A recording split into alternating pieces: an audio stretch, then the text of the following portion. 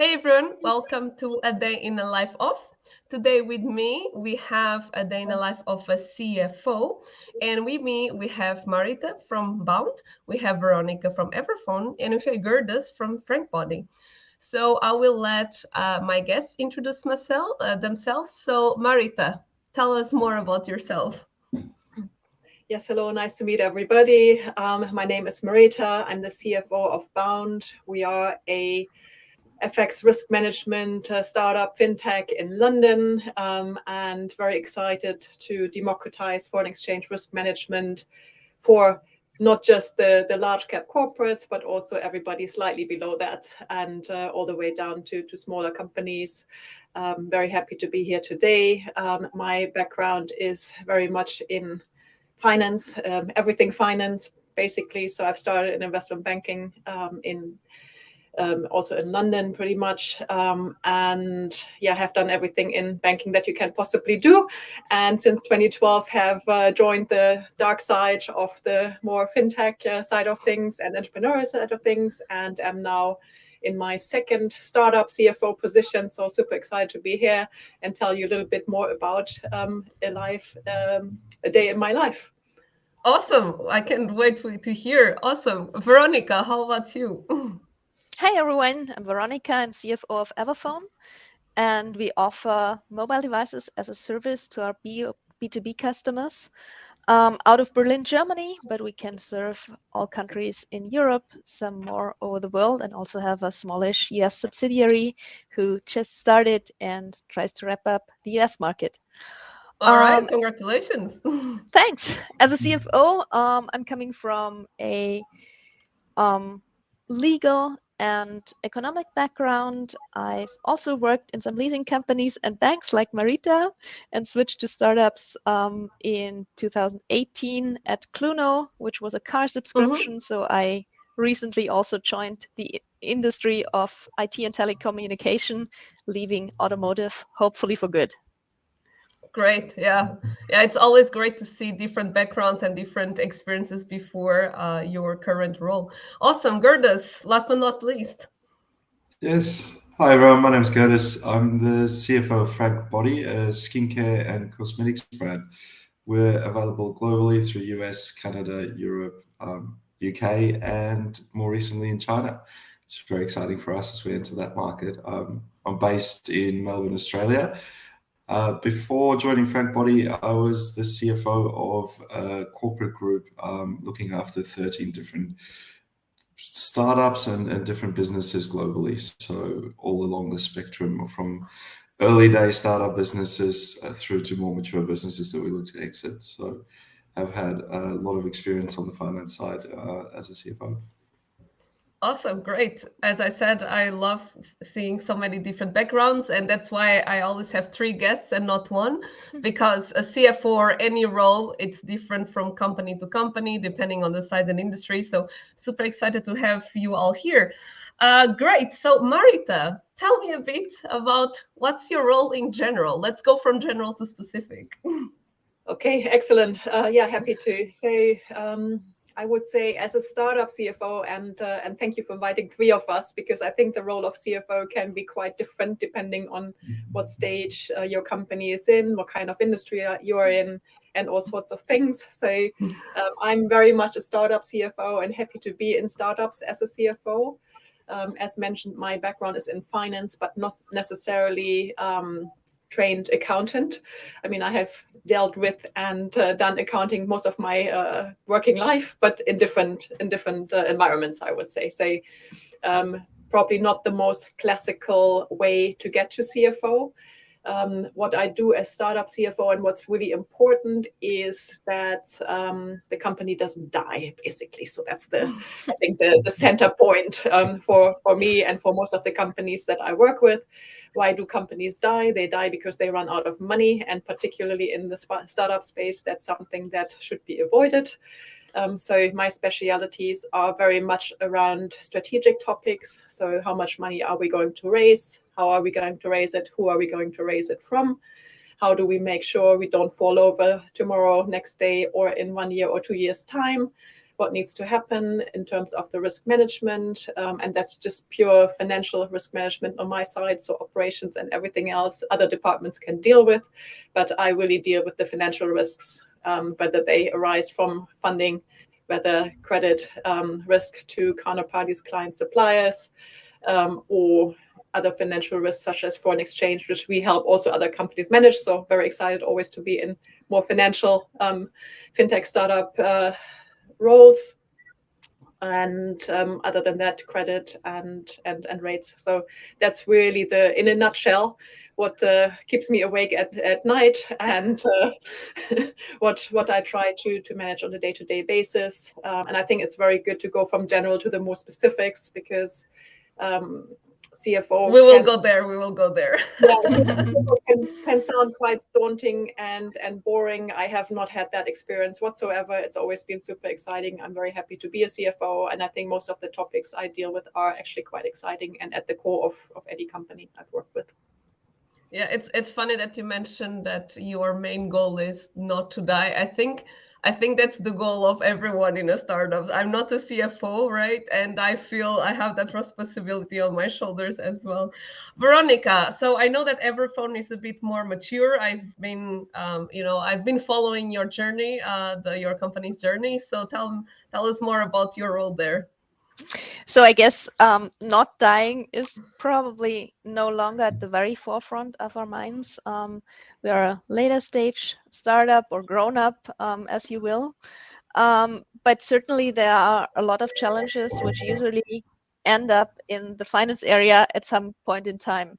So like Marita, I'm heading the finance team, which is accounting and controlling. I'm not a trained accountant. That's why I'm very grateful of having someone who's very experienced in the fields of accounting and guiding the teams in the right direction. We're also having a corporate finance team because as a specific to the business model, all of our mobile devices which we hand out to customers are debt financed. So debt fundraising is really a big topic, as is bank reporting, bank relationships, and the like. And we're currently out raising the next millions to be able to sustain our growth. With a lot of bank relationships comes adjacent topics such as collections, such as solvency checks to our customers, but also compliance, risk management, and the like, which I also had, the legal function, and people and culture.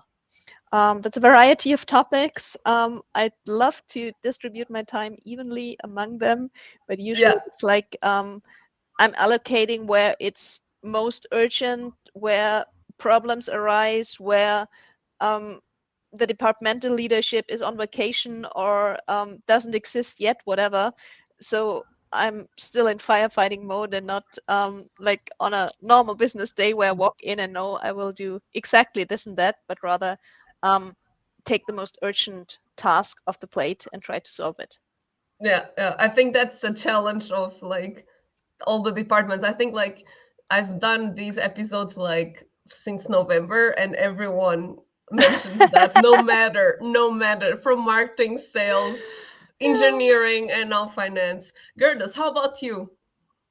Yeah, it's really interesting. It sounds like we kind of sit in between the two businesses. So we're probably a little bit bigger than a startup, but not quite grown up. So I can definitely relate to both of your sides of the story. So the not wanting to die part, but also that part of you're not quite out of firefighting mode. So you kind of deal with whatever's popping up on the day. Our business is slightly different. We're a product-based business, so we've got a lot of quite a long lead time supply chain. So there's lots of stuff for me around how I interact with the business and basically bringing up everyone's commercial knowledge within the business so that they can make the right decisions. I see the CFO role, at least in our business, into two parts, really. One is we have a core compliance component to the role where we've got 5 global entities. So what I call almost our license to operate. We have to basically do the core job first. And then there's sort of the other part that I really enjoy, which I take the approach of as a CFO, I see my role as democratizing the data within an organization.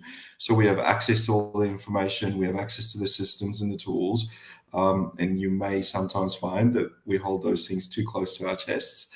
And I really see it as an opportunity to take the information and put it in the hands of the people who make the decisions, because inherently people don't want to make the wrong decision. They just don't always have all the information to make the right decision. And as a CFO, if you can facilitate that exchange of information, I feel like you're doing your job. Yeah, like that. Yeah. And what does success mean in your role besides that? Do you have other things you look at to know I'm doing my job right, or this is going the direction I want? Yeah, I think you've got markers along the way. I think anyone in a C-suite role, you don't wake up in the morning with someone giving you a high five and saying you're doing a good job. It's our job to hand that out to our team members. It's true. But ultimately, I think as a CFO, you do get scored on the financials and making sure that the business is thriving, it's financially viable and successful, and the targets that you're setting yourselves and the broader business are ones that are stretching them but also achievable, and making sure that as the world hits you as a CFO and things don't fit in your black and white box of the numbers, that you're agile enough to adjust to that and make sure that you can adjust the targets accordingly. Absolutely. Marita, which kind of KPIs and OKRs you usually look at in your job? So I think one of the fun bits of being in the financial department is that you actually get to create OKRs for the whole company in some way, shape, or form, right? So you're very much at the center of what is actually important for us as a business, right? And obviously the finance function does fit into that. So at Bound, we are in a growth phase. So not going to die anytime soon, and have certainly enough money to get us to profitability. But I think the KPIs are very much business building related. So generally speaking, similar to what Gerdes was saying in democratizing the information and data that the company has available. So we now have dashboards, which we didn't have before. We do have our KPIs very clearly visible for anybody that happens to come into the office or log into the office screen, which for an exchange business tend to have things like volumes traded during the day. So yesterday we had a phenomenal day, and really happy with the volumes that we managed to get through. Of course, the financial bits is what I'm slightly more concerned about, not just volumes, right? Because that's very, very top line for us. But then you have the revenue numbers below that, and you have the gross profit numbers below that. So I do track them on a daily basis and make sure that the other departments know what they are and how to track it. And the KPIs business-wise actually change a little bit throughout the journey of the company, right? So last year we were very, very focused on top line volume growth. This year we're going to be more focused on revenue growth, and hopefully mid this year we're going to be even more focused on gross profit growth. And then from next year, hopefully net profit is something that we can start looking at. So that's, I think, very much a changing role, but you need to be agile enough also as a finance person to adjust and make sure that the whole company runs in the same direction and everybody targets the same things, because otherwise things do go wrong even in later stages of companies. And maybe I'm so worried about liquidity and everything else because I have been at Lehman Brothers at the time it went bust, and obviously that was not quite a startup. But, oh my God! Now you have PTSD, huh? Yeah. Look, things can happen to very large companies, and I've seen it happen, and hence I'm very aware of all the risks and what led to that, and trying to avoid anything like that in the companies I work with. Yeah. So Veronica, very much kind of numbers related, but ultimately responsibility is to the board, so they give me the targets or have to agree to my targets. Yeah, absolutely. Veronica, I saw you nodding a lot. Do you relate? Do you have different KPIs? I really can relate. I guess what I can do, and maybe connecting the dots from Gerdes to Marita, I'm not the one who can source the best devices, who can acquire the best customers, who can deploy efficiently and all that stuff. But I can give everyone the data they need to understand what's happening, if they are improving or not, and maybe also a hint on how to improve, and then connecting the dots to making the company more efficient if we do XYZ. I'm also not able from a purely factual side to head all those initiatives, but just give everyone the perspective what could happen if we do XYZ, and then handing over to departments within another C-level and letting them choose whether this is a worthwhile thought, and if yes, who could lead an initiative to act upon it. Yeah, I actually have a question for you that just arose. A lot of sales people out there on LinkedIn are saying that CFOs, especially this year, are more involved in the deals, like in the purchases of the company. Is that true, or is just someone from sales who just dreamt about it and start spreading it on LinkedIn? I honestly can't tell. So I always thought that in my companies, I shouldn't do direct purchasing because there's a lot of special knowledge. So I won't buy our mobile devices. There's a specialized team with a very knowledgeable head doing this and working under our COO. They're both immensely talented. They've known the market for ages, and I don't. Whereas I think a CFO should in some form head indirect purchasing, so everything that's not the core business. I will negotiate with suppliers for IT systems and for our lodgings and for HR tools and for whatever, just because I don't think it's worthwhile that every department builds up the competencies to do so.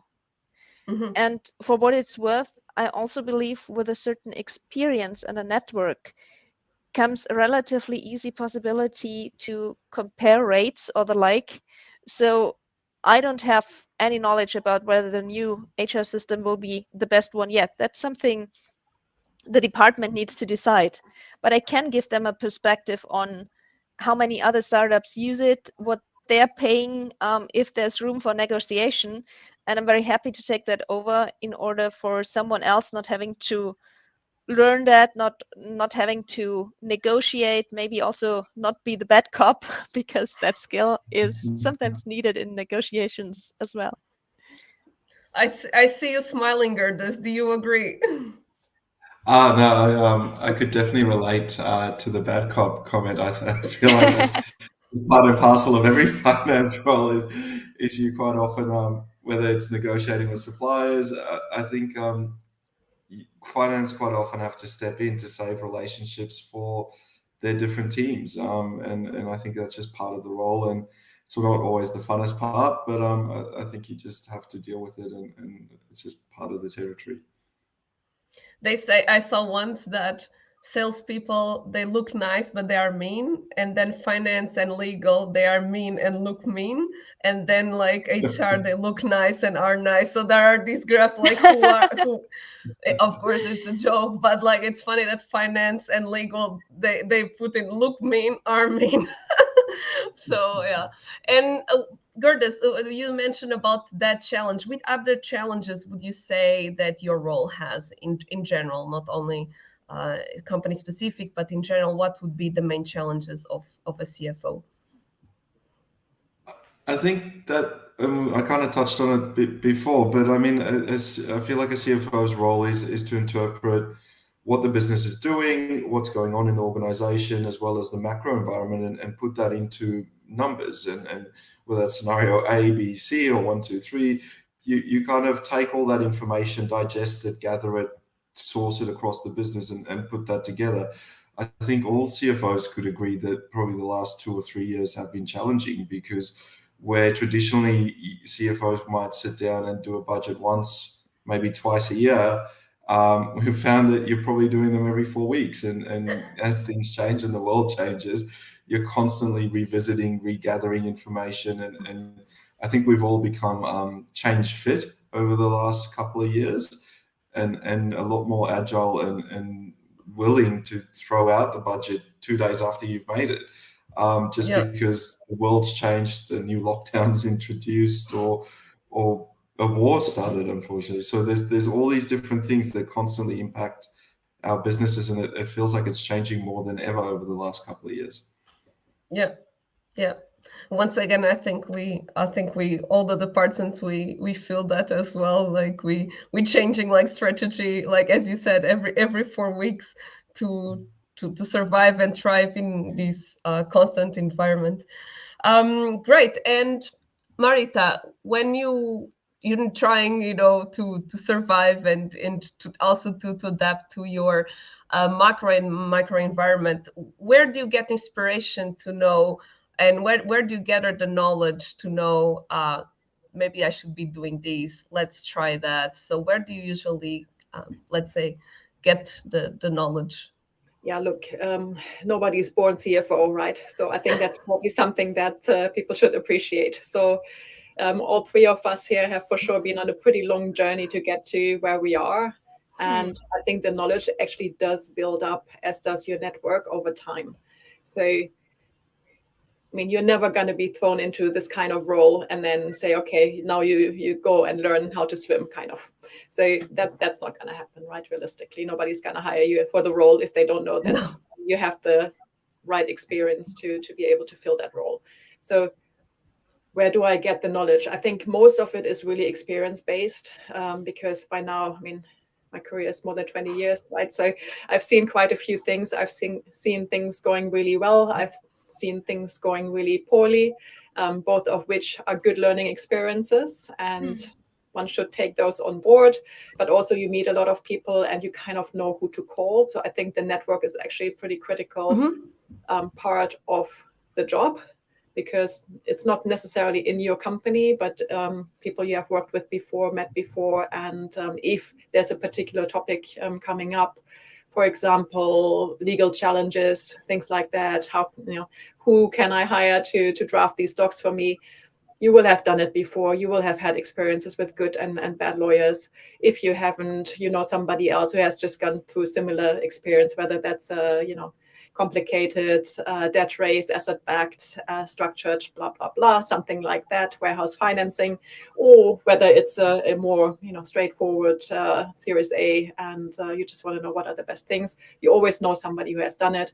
And I think today we're just expanding the network a little bit more. So very happy to meet all of you. And if any questions, obviously, feel free to reach out. But for me, the best way to learn is really to talk to people I trust, and whatever I have done before.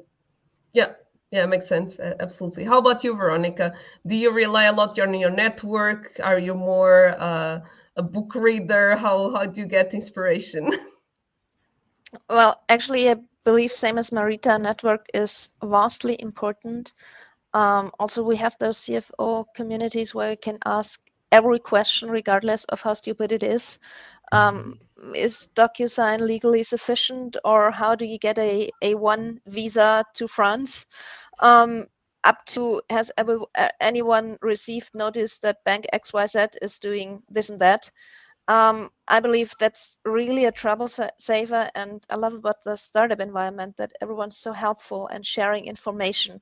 There's a lot of community initiatives to write white papers, to structure knowledge, to share list of tools and stuff. So everyone's really contributing to the best of their ability in different topics, in different ways. But as a whole, the community is very supportive, and I guess once accepted, everyone will have a plethora of information available to them and can also choose if and where to contribute. Also, coming with parts of my team from Cluno to Everphone, also bringing over some freelance workers, some lawyers, some notaries I've worked with before. I believe if you have that kind of a network, you don't do all the trust building again.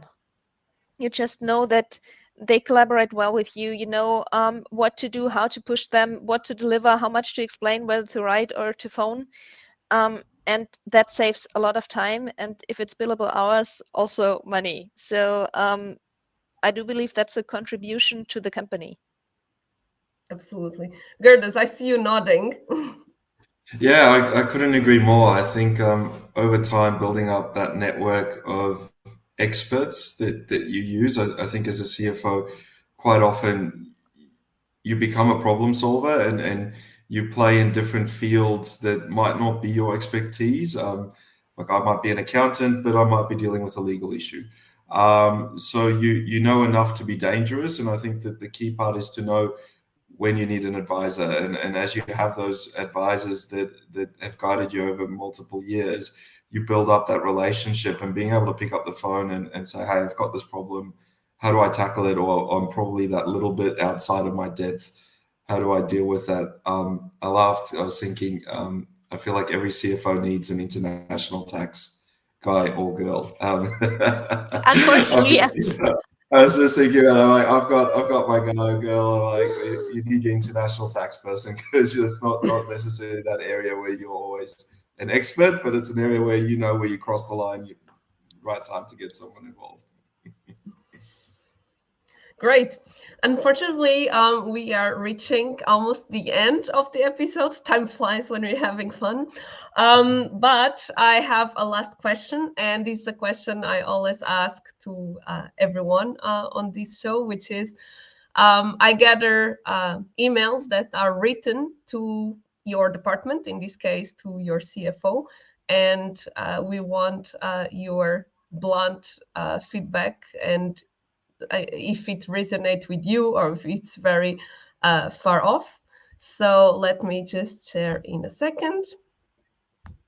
So I will read as well. So, hi, Marita, let's say, or Veronica Gerdes. Out of curiosity, how agile is your finance operations in this current recession?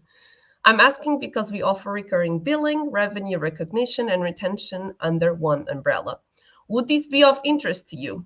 If yes, would love to discuss how it's possible to maintain operational excellence without compromising compliance. Best, John. Obviously, John is a fake name. I use this name in every single episode. So, Veronica, what's your take here? I'm not sure if I'm competent on commenting because I hate cold calling and I hate cold emailing. So it probably would end up on some stake of unanswered emails. Love to hear that. What I don't understand, you're not asking out of curiosity. You're asking because you want to sell me something. So if you ask something out of curiosity, then please do it. But skip the sales pitch. If you want to sell me something, then do it. I don't like mingling those things. If, for example, a student or someone who heard a lecture of mine asked me out of curiosity, I'd probably write them a 2-pager on the agility of finance operations. But that's not your interest. You don't want to know in reality. You want to sell me that stuff.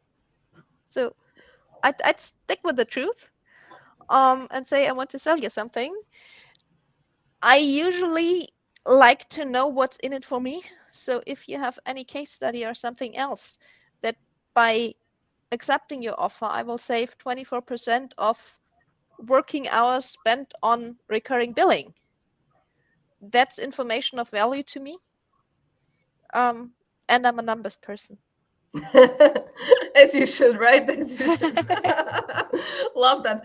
Gerdes, what's your take here? Look, it's an interesting email. I feel like we're not quite in a recession yet in Australia, so you kind of immediately feels like it's quite salesy because it might be very specific to a geography or a specific region, almost a bit of a copy paste exercise. But yeah, much like Veronica, I feel like CFOs are generally quite numbers driven. So if you're not giving me benefits or targets or savings that I'm going to have, you almost lost me immediately. I mean, I quite often, you've probably got 3 to 5 seconds as I'm cleaning out my inbox to go, do I have this problem? Do I need to deal with it? And I think that sort of comes second in this part. The problem's not first. So you kind of filter quite quickly. You say, well, is that relevant to me? Do I face that problem in my business? Yeah, actually, I saw that yesterday. I'll read the rest of the email, or no, and you just keep going. So I feel like that probably whether the email heading might capture it better is probably more important. Yeah, makes sense. Marita, last but not least, what's your take? I perfectly agree with Gerdes and Veronica here. Maybe that's where CFOs get our very negative image from. But if I would read this would be kind of auto-delete. You know, it doesn't give me anything. It's very salesy. I get 30 plus emails every day with kind of similar stuff, right? So I don't have the time, and the patience to reply to any of those really, unless it's really well written and it tells me on a numbers basis, of course, what's in it for me. So horrible, classical CFO response of not a good email. Just try again. May I ask the question, Beth? Really out of curiosity. Do you guys answer like this is not of interest? Please delete me from your email list, or do you just delete? I just delete. Yeah. I don't have time for any answers. I mean, I would spend like literally an hour a day writing stuff up that's not relevant to my day-to-day. Yeah, I did it like a text place, so it's always slash and decline, and out comes a paragraph of well-worded, not of interest. I hope to reduce the messages in that way, but I don't seem to manage. So I'll hit delete more often. They'll keep coming. They'll keep coming. Sorry, Mafalda, this is depressing. No rest for the wicked. Hey, no rest for the wicked. We are in the fight, but it's fine. I don't sell to CFOs. I'm good. I never did, so I have no idea. But it's funny because yesterday I was speaking with an ex-customer of mine, and he went from selling to finance, not only CFO, but for the whole finance department, to marketing or HR. I don't remember. But he said that he misses to sell to finance because he could just show numbers, and now he has to add fluff, and he doesn't know how to do the transition. So I guess, you know, when you understand, and that's also the goal, right? When you understand how your persona thinks and how the department you sell to thinks, your life gets a bit easier. It's never easy, right? But it gets a bit easier. So I think that's wonderful what all of you three just mentioned. So that's super useful. Awesome. That's the end of the show. Unfortunately, we only have 30 minutes to 40 minutes to talk. So thank you so much, the three of you, Veronica, Marita, Gerdes, for taking your busy time to speak with me and to share more insights about your role. It was great. Pleasure. Thank you for having us. My pleasure. Thank you. Have a good one. Bye-bye. Bye. Bye-bye.